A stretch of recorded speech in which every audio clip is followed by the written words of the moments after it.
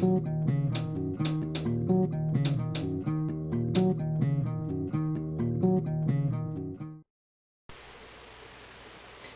friends, it's me, Women29. This is a video going out to Love Jesus Please Ministry. Posted a video, the workers are few. I don't have anything against the guy, but this is going to be like a Glenn Reb rant about Christians and society, especially those of Pauline theology who believe that we're saved by grace alone.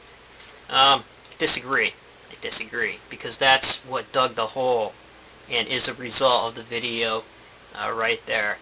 People starving and whatnot, and a bunch of people sitting around and belly aching. You can go read some of the comments here. You know, it's hard to watch such suffering. These people live in such poverty. Thank goodness there is a God, and they will not suffer too long. They will have a heavenly home and will need for nothing. Pray, pray, pray. God help them. So what are these people doing? They're sitting around God's ranch. They aren't going out into the field. They aren't working, because by grace alone they're saved. And just like in Luke chapter 12, where the man says, I have much treasure laid up. I have built barns, and my soul is content. Their souls will be required of them, and they're fools. Well, I think the Bhagavad Gita, and if Hinduism can get this, I think Pauline Christians can get this.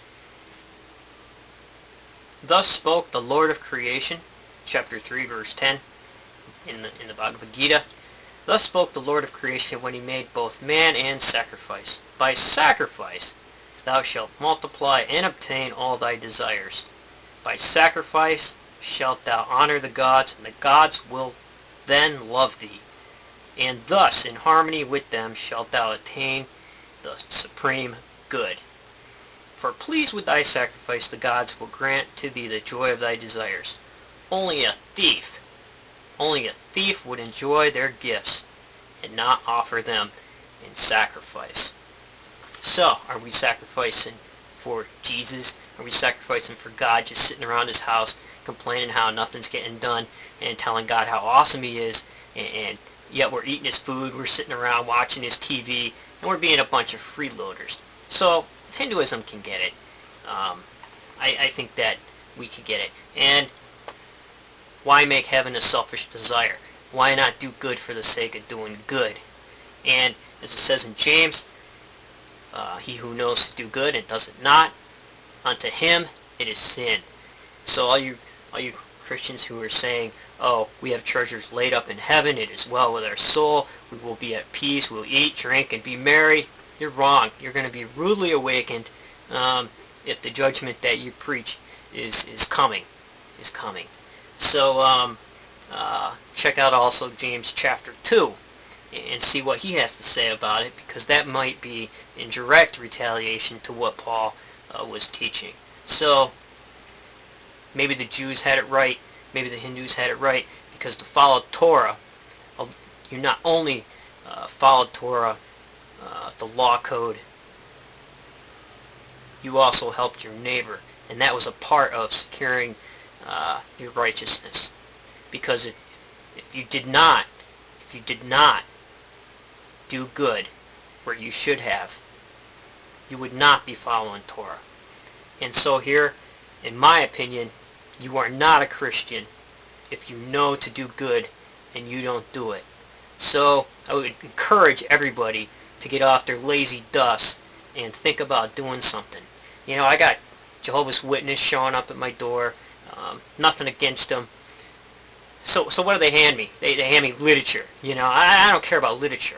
If those guys showed up and said, hey women, you know, we have a strong concern for your community. We want to go out and we want to help some poor people today. We want to start a coat drive. We want to start a food drive. Would you like to help? The answer would be yes. The Mormons came by and told me that, hey, we're going to be doing some charity work in your community. We want to do good.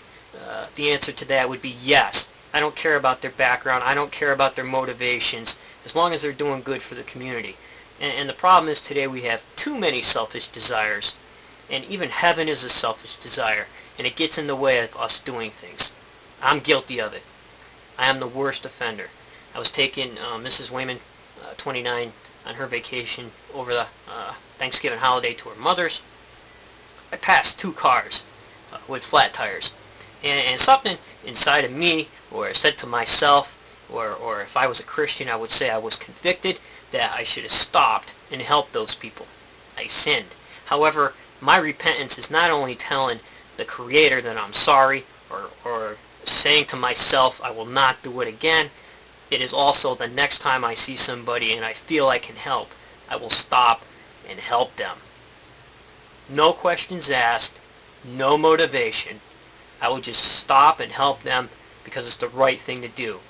And if they ask me why I did such a thing, I would encourage them to do the same, to their fellow men, and maybe be able to say something about my belief system if they ask.